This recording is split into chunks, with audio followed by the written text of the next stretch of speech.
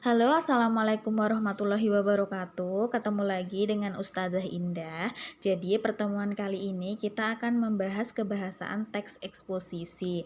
Nah, kemarin kan udah dibahas tentang struktur sama jenis-jenis teks eksposisi ya. Jangan lupa dipelajari karena nanti keluar di UTS. Nah, pertemuan kali ini kita akan membahas kebahasaan teks eksposisi, tapi sebelumnya Ustazah mau memberikan penjelasan mengenai kebahasaan teks LHO ya.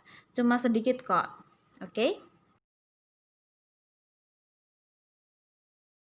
Jadi, untuk kebahasaan teks laporan hasil observasi, Ustazah mau memberikan penjelasan yang kalimat simpleks dan kompleks. Nah, jadi kalimat simpleks itu bisa disebut juga dengan kalimat tunggal.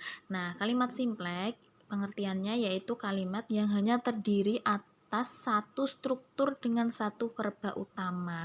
Di sini maksudnya satu struktur, itu kan biasanya kalau kalimat itu struktur lengkapnya itu kan SPOK. Jadi, untuk kalimat simpleks itu hanya terdiri dari satu struktur yaitu cuma S, P, O, dan K. Kalau strukturnya itu cuma satu, otomatis verba utamanya itu juga satu. Jadi verba itu kan kata kerja. Nah, jadi cuma memiliki satu kata kerja gitu. Sebagai contoh, itu setiap jenis penyu memiliki tempurung yang berbeda. Nah, ini merupakan contoh kalimat yang hanya memiliki satu struktur. Kita analisis ya. Setiap jenis penyu itu S, subjek. Kemudian memiliki itu apa? Predikat atau kata kerja. Kemudian tempurung itu objek.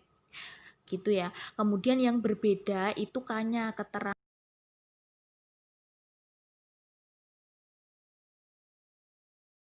Untuk kalimat kompleks itu memiliki pengertian kalimat yang memiliki lebih dari struktur atau verba utama.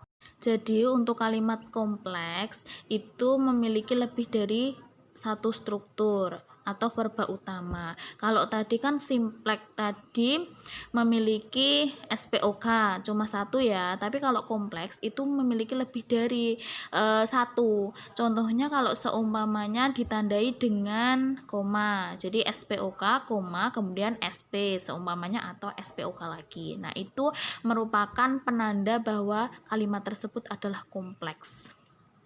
Kalimat kompleks itu dibagi menjadi dua. Yang pertama itu kompleks parataktik, kemudian yang kedua yaitu kompleks hipotaktik. Untuk parataktik ditandai dengan konjungsi dan, tetapi, atau. Kalau kompleks hipotaktik itu ditandai dengan konjungsi apabila, jika, karena, ketika, jadi, selain itu, sebelum itu, setelah itu, meskipun. Nah, untuk contohnya yaitu jangan membuang sampah di sungai atau selokan. Nah, ini merupakan contoh kalimat dari kompleks parataktik karena kalimat ini itu sejajar. Sejajar di sini maksudnya maknanya itu sama. Untuk yang hipotaktik itu contohnya jangan membuang sampah di sungai atau selokan jika tak ingin kebanjiran. Nah, di sini kalimatnya ini itu ditandai dengan koma serta kata jika. Nah, sehingga menjadikan maknanya itu tidak sejajar. Jadi maknanya itu bertingkat. Sampai di sini paham ya, jadi kalimat simpleks dan kompleks itu harus dipelajari karena nanti di UTS itu keluar gitu. Kalau ada kesulitan bisa bertanya lewat japri atau lewat komentar ya. Ditunggu komennya. Untuk kebahasaan teks eksposisi di sini Ustazah akan membahas ada 5 ya. Yang pertama itu istilah, kemudian adjektiva, afiksasi, verba, pronomina, dan konjungsi. Untuk lebih jelasnya, kalian bisa membuka LKS Bahasa Indonesia karena di sana sudah dijelaskan tentang kebahasan teks eksposisi. Nah, nanti Ustazah akan menjelaskan secara garis besarnya saja atau yang penting-penting saja gitu. Yang pertama yang akan kita bahas yaitu istilah. Jadi, istilah itu memiliki pengertian kata atau gabungan kata yang dengan cermat mengungkapkan suatu konsep proses, keadaan, atau sifat khas dalam bidang tertentu.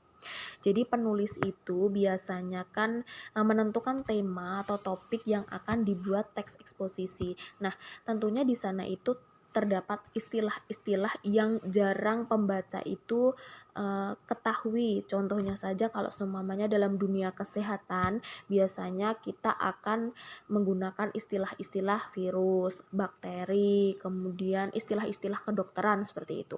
Kemudian kalau kita membahas tentang teknologi, nah itu biasanya juga tentang istilah-istilah teknologi seperti swafoto, kemudian hacker, digital, internet, triple W. Apa triple W? Triple W itu kalau dalam dunia teknologi atau internet itu biasanya apa? Triple W ya. Kemudian bisa terkait tentang laman, media sosial, blog, Instagram, dan sebagainya. Nah, itu kalau kita membahas tentang teknologi. Nah, kalau seumpamanya saya mau membahas tentang tsunami. Nah, pasti di dalamnya itu ada istilah-istilah yang masyarakat atau pembaca itu jarang sekali ketemu dengan kosakata tersebut. Contohnya seumpamanya pantai, kemudian gelombang, lempengan, bisa gempa bumi dan sebagainya. Nah, itu adalah istilah-istilah. Nah, istilah itu juga bisa berkaitan dengan kata-kata asing, kemudian kata-kata serapan, atau kata-kata singkatan juga bisa. Contohnya kalau seumpamanya kata-kata asing, selfie itu kan kata asing. Nah, kemudian diartikan. Nah, artinya apa? Artinya swafoto. Nah, swafoto itu juga memiliki artinya apa gitu. Artinya seumpamanya bergaya di depan foto, itu juga bisa. Jadi untuk istilah itu merupakan kata yang digunakan sesuai dengan bidang tertentu, kemudian memiliki makna. Nah, biasanya maknanya itu bisa dicari melalui KBBI. Nah, itu biasanya muncul semua kayak gitu. Ada maknanya itu bisa ditemukan di situ di KBBI kayak gitu. Nah, untuk kata adjektiva itu merupakan kata sifat. Jadi kata sifat. Nah, kata sifat itu biasanya ditandai dengan kata lebih atau sangat. Contohnya ya, lebih pintar, sangat pintar, lebih cantik, sangat cantik, lebih bodoh, sangat bodoh. Nah, itu merupakan kata sifat.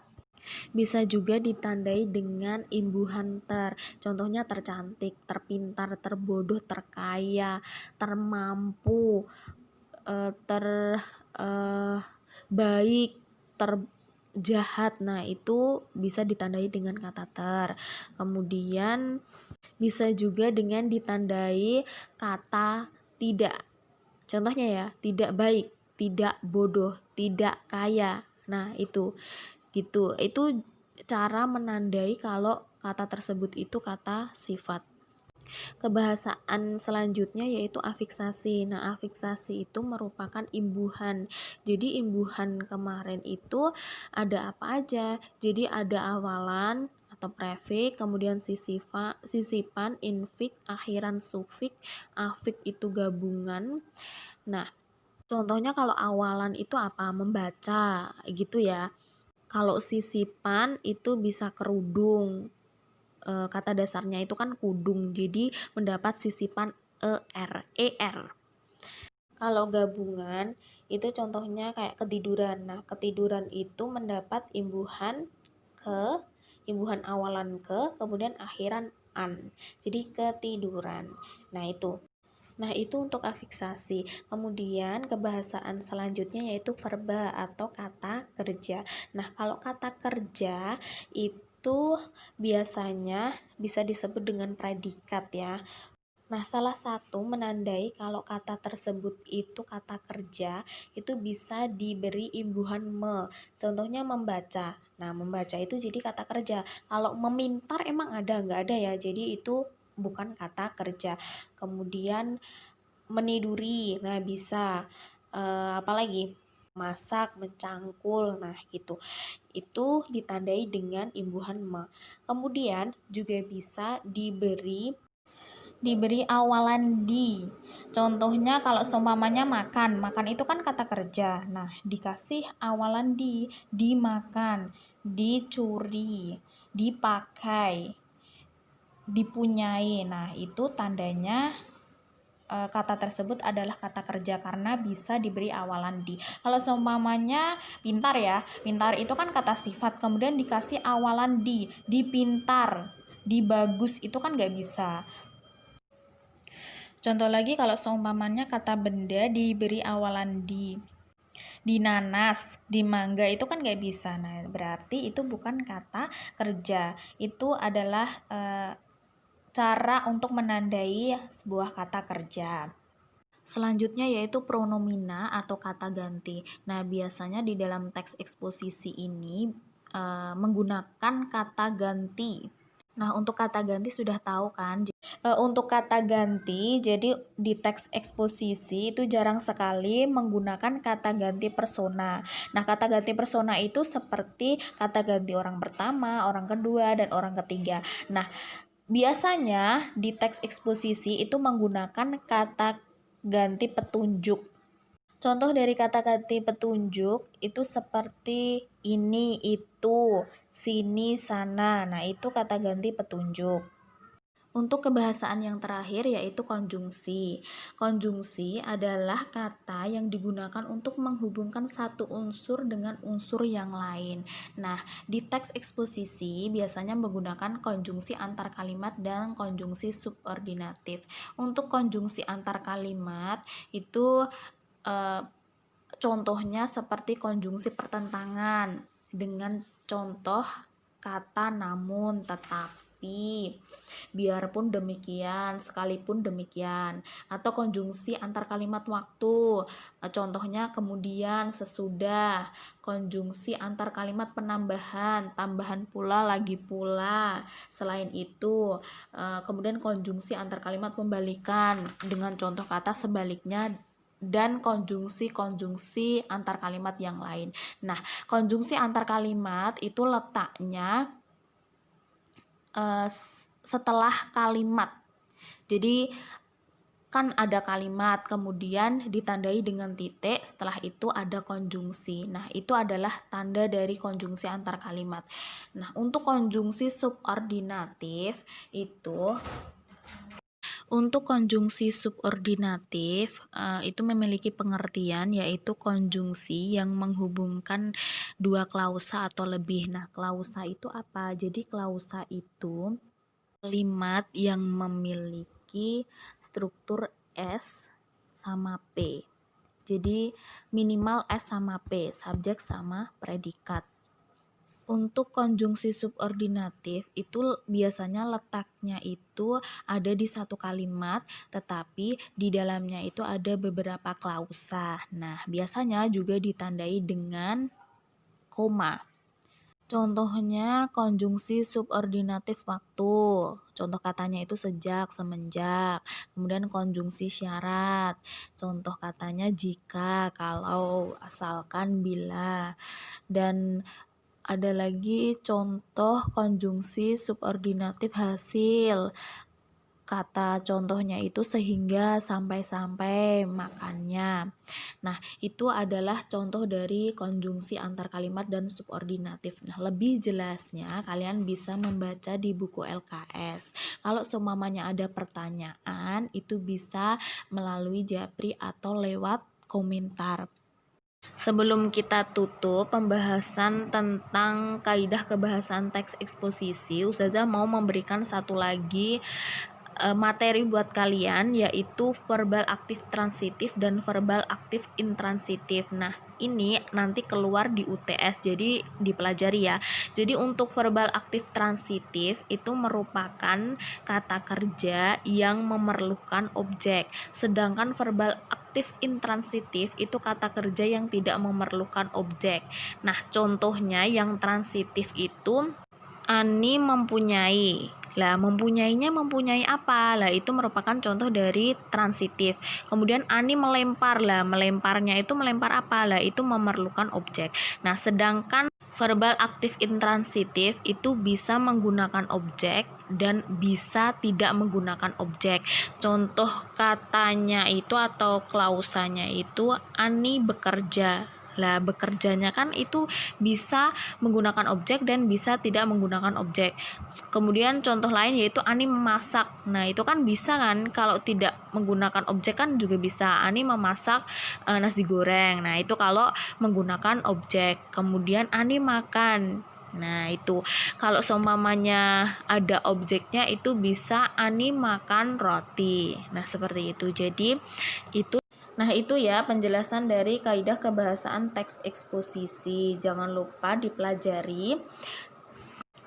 Untuk soal-soal UTS itu nanti kalian akan lebih banyak memahami teks. Jadi untuk latihannya kalian itu bisa mengerjakan dari LKS atau bisa mencari di internet. Nah, kayak gitu ya. Jadi nanti kalian itu lebih banyak memahami teks. Dan waktunya itu cuma 60 menit, jadi kalian harus mempergunakan waktu dengan sebaik-baiknya.